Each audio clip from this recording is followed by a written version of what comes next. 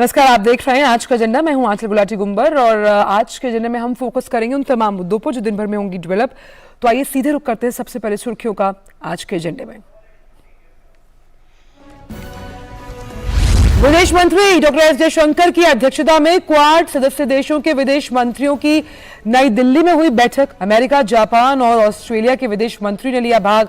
बैठक में हिंद प्रशांत क्षेत्र में शांति, स्थायित्व और संपन्नता के लिए सदस्य देशों ने जताई प्रतिबद्धता। पूर्वोत्तर के 3 राज्यों में विधानसभा चुनाव के नतीजों के बाद सरकार गठन की कवायद तेज। मेघालय में एनपीपी नेता कॉनराड संगमा राज्यपाल से मिलकर राज्य में सरकार बनाने का दावा करेंगे पेश। वहीं नागालैंड में एनडीपी की विधायक दल की बैठक आज। भारत की G20 अध्यक्षता के तहत बैठक का दौर जारी। गुरुग्राम में भ्रष्टाचार विरोधी कार्यसमूह की और रांची में विज्ञान और प्रौद्योगिकी मंत्रालय के तहत सतत ऊर्जा के लिए सामग्री विषय पर हो रही है बैठक।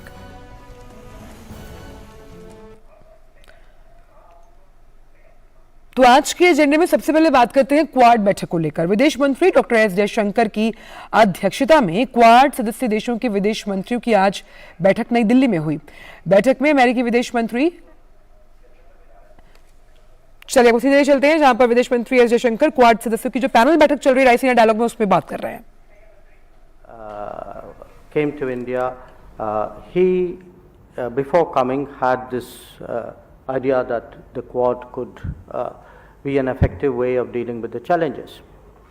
There was actually a Quad meeting, my memory serves me right, in Manila in 2007, and then, as you say, it didn't work out. If you ask me why didn't it work out as opposed to what happened 10 years later, because it was revived 10 years later, 2017, at the level of under secretaries, vice ministers. I was foreign secretary then. 17 it was revived, then 19 it became a foreign minister's level, and when the Biden administration came in 21 it became a summit level. So what's the difference between 17, 19, 21 as opposed to 2007? One, I think there was greater strategic clarity on the part of all the countries concerned. Two, our own inter-se relations changed during this period. If I were to look at India's ties with the US, it became much deeper. With Japan also it grew, and I think the real big change has been in the last decade with Australia. So in a way, Quad is working in 2023, partly, as I said, because we have greater strategic clarity. I also think we have leaderships with a greater sense of purpose, who are less encumbered by baggage. But to me, a big difference is actually our inter-se relationship, which has today become so much more confident and so much deeper. So, in fact, the one point I would differ with Minister Hayashi, actually I hope one day it will be 1111, the 1111. When you walked in, all of you seemed quite at ease, and there was a bit of a a relaxed feel, vibe to it. There's always a relaxed feel when we meet. So, what did you discuss inside the room? A lot of things, but if my colleagues would indulge me, we actually today captured some of our discussions in the form of a statement. I think that statement would have been put out or will be put out. So if you ask me what were the new things which came out today, we agreed on a counter-terrorism working group. We agreed on cooperating more closely with the Indian Ocean Rim Association. We agreed that there would be we had earlier worked out a HADR initiative. So the standard operating procedures for that, which I think the military people would obviously see as a prerequisite for their cooperation. I think we coordinated on the UN to make sure that processes of the UN are respected and the workings of the UN stay true to its spirit. I was personally happy that there was a stronger expression of support from all of us collectively to the reform of the UN, to the fact that there would be intergovernmental negotiations on the reform. I also see that when it comes to sustainable development goals, which all of us are committed to, we believe that they should be pursued comprehensively, not cherry-picked for political convenience. We will be doing a maritime security working group very shortly in Washington, and we discussed, among other things, one of the outcomes we agreed on was that the listings of terrorists, the counter-terrorism side listings should not be politicized. These were some of the outcomes. So, I mean, there were a lot of things which I can't tell you. But this is the public side of what we can tell you. So I thought collectively I should be putting it out. And how do you respond to this common refrain that most politicians seem to indulge in from the Quad countries, that this is not against anyone, we are not a security grouping, we are not a military grouping. Why are we apologetic? No, I don't think, look, we are not apologetic. I do believe, because I keep reminding people of 2004, because to me, if your origins are in common good, there's an innate virtue in your existence. Okay, so we do stand for something. What I would not like to be defined as is standing against something or somebody, because that diminishes me. That makes it out as though some other people are the center of the world and I'm only there to be for them or against them. I don't think, actually, I think I'm the center of the world, but that's a different matter.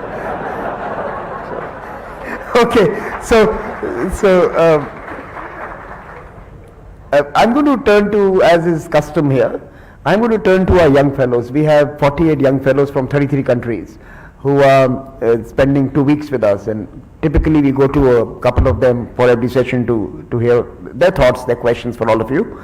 So I'll turn to first to Teesta and then to Kiritbir. Teesta, introduce yourself very briefly. Good morning, Ministers. My name is Teesta Prakash, and I'm from the Australian Strategic Policy Institute in Canberra. And my question to you is, how do we build a regional consensus in the Indo-Pacific, given the 4 Quad countries sit on the periphery of the Indo-Pacific? How do we then include Southeast Asia? How do we bring the Pacific Islands with us to really sort of create a regional narrative for what is not a security perhaps, but an economic architecture? How do we bring the region along with the 4 Quad countries? Thank you. And can I just add to that, because all of you have also invoked the term, look, all of you have started speaking like each other, and that worries me. All of you say ASEAN centrality. That actually makes me happy. Okay. You say ASEAN centrality, and we keep thinking, what does that really mean? Does it mean that beautiful flower arrangement in the middle of the room when 4 of you are sitting? What does it really mean? So, sorry, the second question, Kiritbir. Let me go to the second question and then I'll come to you. Can we take the second question? Thanks, Samir and panelists. I'm Kiritbir Chahal. I work for the British government. Similar question to narrative, but how do you think the Quad can reconcile? तो ये Raisina dialogue का जो 8वां संस्करण हो रहा है, इसमें panel discussion है क्वाड सदस्य देशों का, जहां पर आप सुन रहे थे विदेश मंत्री डॉक्टर एस जयशंकर को। उन्होंने साफ तौर पर कहा कि हालांकि जो स्टेटमेंट है, जो बैठक इससे पहले हुई है सुबह 8 बजे क्वाड की, उसका जो स्टेटमेंट है कुछ ही देर में वो जारी किया जाएगा, लेकिन उन्होंने बहुत प्रमुख बातें जो रखी, जो पब्लिक डोमेन में रखी जानी थी, उन्होंने साफ तौर पर कहा कि काउंटर टेररिज्म पर जो ये तमाम देश हैं, यानी कि जो क्वाड के देश हैं, वो एक साथ सामने आए हैं। उन्होंने कहा स्टैंडर्ड ऑपरेटिंग प्रोसीजर, खास तौर पर मैरिटाइम सिक्योरिटी को लेकर उस पर बात हुई है। साथ ही साथ उन्होंने कहा कि यूनाइटेड नेशंस के जो रिफॉर्म्स हैं उनको उन पर किस तरह से आगे बढ़ा जाएगा, और यूनाइटेड नेशंस के जो हम आधार हैं, जो चार्टर है, उनकी रिस्पेक्ट किस तरह से की जानी है, इस पर भी बात हुई। और एक अहम यानी कि सस्टेनेबल डेवलपमेंट गोल्स, उसको लेकर भी किस तरह से चारों देश एक मंच हितधारकों के साथ जिस तरह से बात कर रहे हैं, उस पर भी उस मीटिंग में चर्चा हुई। और अभी आप देख रहे थे कि जो कई यंग प्रोफेशनल्स आए थे अलग अलग देशों से, वो इन तमाम जो विदेश मंत्री हैं क्वाड के, जिसमें वो हिस्सा ले रहे हैं, उनसे बातचीत करें। क्वेश्चन आंसर राउंड चल रहा है जिसमें जवाब सवाल किए जा रहे हैं, तो उससे जुड़ी तमाम आगे की अपडेट्स हम आपको देते रहेंगे। लेकिन फिलहाल वक्त आज के जलवे में एक छोटे से ब्रेक का है। शुरू करो, डालो बुनियाद, घर महल नजर आएगा। वंडर लाइए, वंडर अपनाइए, फर्क नजर आएगा। वंडर सीमेंट, फर्क नजर आएगा। ब्रेक के बाद का स्वागत। और अब बात कर लेते हैं G20 की बैठकों को लेकर।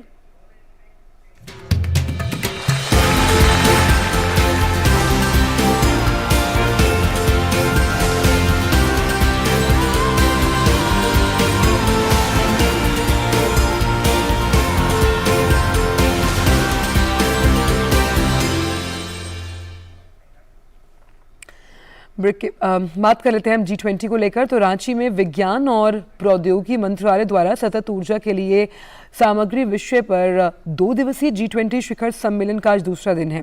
G20 देशों के वैज्ञानिक और शोधकर्ता G20 शिखर सम्मेलन में research and innovation initiative gathering RIIG सम्मेलन में विज्ञान, टेक्नोलॉजी, नवाचार, नवीकरणीय ऊर्जा, स्वच्छ और हरित ऊर्जा और 21वीं सदी की चुनौतियों पर चर्चा कर रहे हैं। G20 देशों के डेलीगेट्स आज रांची के नजदीक पथरातू का भ्रमण करेंगे। इस दौरान वे पथरातू के लेक रिजॉर्ट में बनाए गए शिल्प ग्राम में झारखंड की समृद्धशाली संस्कृति, कला और आधुनिक झारखंड के नवाचार से परिचित हो पाएंगे।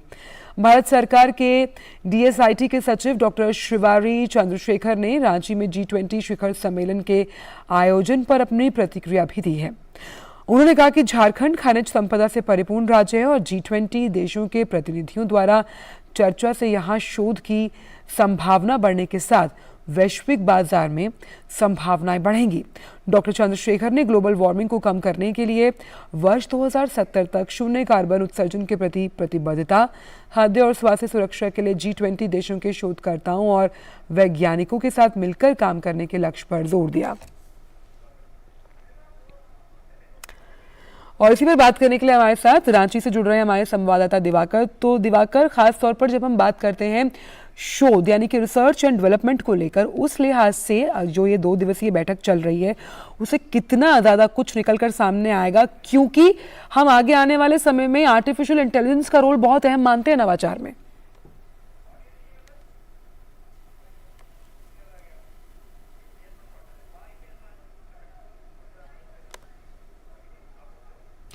चलिए, तो सबसे अहम बात यहाँ पर यह है कि जब हम नवाचार, नवीकरणीय ऊर्जा, हरित ऊर्जा के साथ साथ बात करते हैं कि कैसे इसे बढ़ावा दिया जाए, उसमें आर्टिफिशियल इंटेलिजेंस का बहुत बड़ा रोल है। और इसी पर हमने देखा था कि बजट में भी कई प्रावधान किए गए थे कि कैसे आर्टिफिशियल इंटेलिजेंस खास तौर पर शोध के लिए आने वाले समय में एक क्रांति ला सकता है।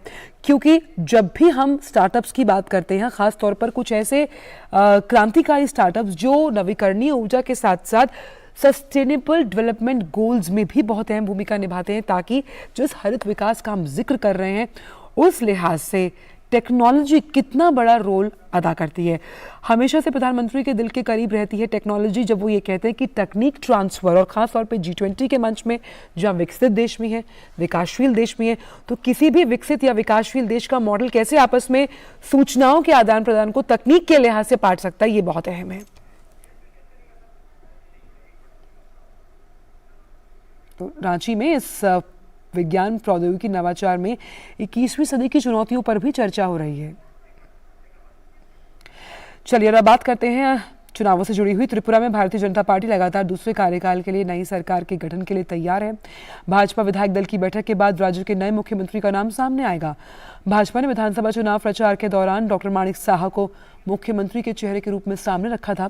भारतीय जनता पार्टी IPFT गठबंधन ने 32 सीटें जीती, जो कि 60 सदस्यों की विधानसभा में बहुमत के 31 के आंकड़े से एक अधिक ही है। निर्वाचन आयोग द्वारा कल घोषित परिणामों के अनुसार पहली बार चुनाव लड़ रही त्रिपुरा मोथा पार्टी ने 42 उम्मीदवार खड़े किए, जिनमें से 13 सीटों पर उसे विजय मिली। त्रिपुरा मोथा पार्टी सदन में दूसरी सबसे बड़ी पार्टी बन गई। मार्क्सवादी कम्युनिस्ट पार्टी ने 11 सीटें जीती, जबकि कांग्रेस को 3 सीट पर विजय मिली। मार्क्सवादी कम्युनिस्ट पार्टी के नेतृत्व में वाम मोर्चे ने 47 उम्मीदवार खड़े किए, जबकि कांग्रेस के लिए 13 सीटें छोड़ी थी। भारतीय जनता पार्टी की सहयोगी इंडिजीनियस फ्रंट ऑफ त्रिपुरा ने दक्षिणी त्रिपुरा में जोलियाबाड़ी सीट पर जीत दर्ज की।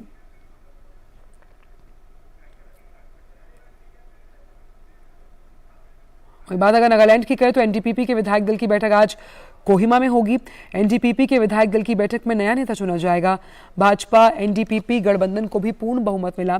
एनडीपीपी को 25, भाजपा को 12, निर्दलीय को 4, जेडीयू को 1, एलजेपी को 2, एनपीएफ को 2, एनपीपी को 5, एनसीपी को 7 और आरपीआई को 2 सीटें मिली। बात अगर मेघालय की करें तो मुख्यमंत्री कॉनराड संगमा आज राज्य के राज्यपाल फागू चौहान से मिलकर अगली सरकार बनाने का दावा पेश करेंगे। सत्तारूढ़ नेशनल पीपल्स पार्टी के प्रमुख संगमा आज करीब 11:30 बजे राजभवन में राज्यपाल से मुलाकात करेंगे और उन्हें विधानसभा चुनाव के नतीजों के बारे में जानकारी देंगे। सत्ताधारी पार्टी एनपीपी राज्य में सबसे बड़ी पार्टी बनकर उभरी है। मेघालय में एनपीपी को 26, एआईटीसी को 5, भाजपा को 2, पीडीपी को 2, निर्दलीय को 2, कांग्रेस को 5, पीडीएफ को 2, यूडीपी को 11 और वीपीपी को 4 सीटें मिली।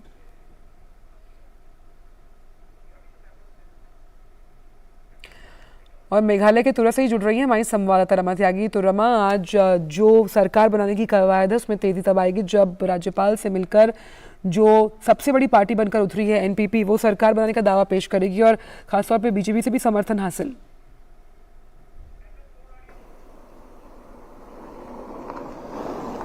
बिल्कुल बीजेपी से समर्थन हासिल है और बीजेपी और कुछ अदर्स जो अलाए हैं इंडिपेंडेंट जिसमें शामिल है। हालांकि मैं आपको ये बताऊं आंचल कि अभी यूडीपी इसमें शामिल नहीं है, लेकिन जो आंकड़ा है वो पार हो रहा है और उसी के चलते आज कॉनराड संगमा मिलेंगे राज्यपाल से 11:30 बजे, जो हमें जानकारी प्राप्त हुई है। और उसी के बाद आगे की प्रक्रिया भी जारी रहेगी कि शपथ ग्रहण कब होगा, मंत्रिमंडल क्या रहेगा, मंत्रिमंडल का आकार क्या रहेगा।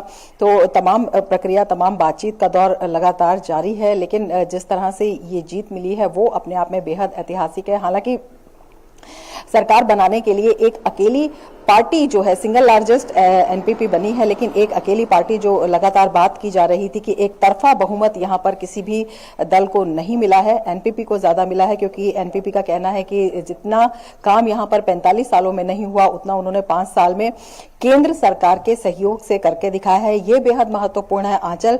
जब हमने कॉनराड संगमा से बात की तब उन्होंने जो यहाँ पर विकास कार्य हुए हैं ये जरूर कहा कि यहाँ पे हमने जो करप्शन था वो खत्म किया है, जो डिफरेंट विकास की योजनाएं थी वो लागू की हैं, जो केंद्र की योजनाएं थी वो भी हम लगातार यहाँ पे लागू कर रहे हैं और जो यहाँ की जरूरियात हैं उनको पूरा कर रहे हैं, जिससे लोग वंचित थे, जो उनकी आशाएं थी, जो वादे थे वो पूरे किए हैं। तो जनता हमें वोट देगी और उन्होंने ये कहा जीतने के बाद जनता ने हमें जो हमने वादे पूरे किए थे उस पर वोट दिया है। लेकिन केंद्र सरकार का उल्लेख, प्रधानमंत्री मोदी का उल्लेख वो लगातार करते रहे। उन्होंने कहा कि केंद्र से जिस तरह का सहयोग मिला है वो भी बताने लायक है। तो अपने आप में ये जो जीत है ये बहुत कुछ बताती है, विशेषकर तब जबकि 2024 में इलेक्शन होने हैं और उसका सेमीफाइनल अगर पूरे पूर्वोत्तर को देखें तो इसको माना जा रहा था। तो उसमें जिस तरह की जीत हासिल हुई है, जिस तरह की तस्वीर निकल कर आई है वो अपने आप में बेहद महत्वपूर्ण है। बिल्कुल रमा, सबसे हम यहाँ पर ये बहुत संक्षिप्त में आपसे जानना चाहूंगी कि यूडीपी को हमने देखा कि किस तरह से प्रोग्रेस किया है। अगर पिछले चुनावों का मैं जिक्र करूं तो उससे अच्छा परफॉर्मेंस, और साथ ही साथ छात्र राजनेताओं से उपजी ये पार्टी किस तरह से अभी हम जानते हैं कि अपने वर्चस्व को तलाश रही है, उस लिहाज से कितना हम आप मानते हैं इन नतीजों में यूडीपी का रोल?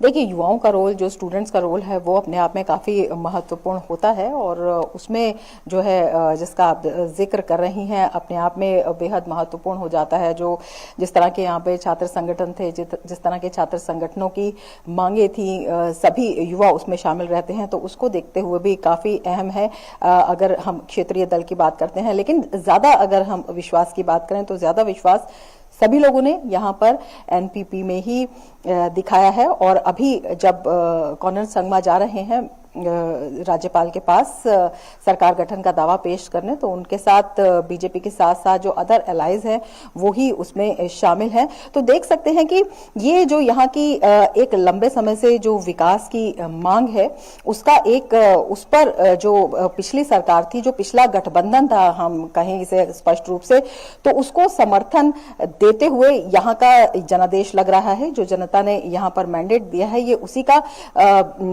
को समर्थन किया है। अगर आप पिछली बार की सरकार की बात करें तो एनपीपी के नंबर तब कम थे, बीजेपी थी, हालांकि उस समय यूडीपी भी शामिल थी, उस समय जो इंडिपेंडेंट से एचएसडीपीपी भी उसके अंदर शामिल थी। तो अभी फिलहाल बीजेपी है, एचएसडीपीपी है और साथ में जो इंडिपेंडेंट्स है वो इसमें शामिल हैं।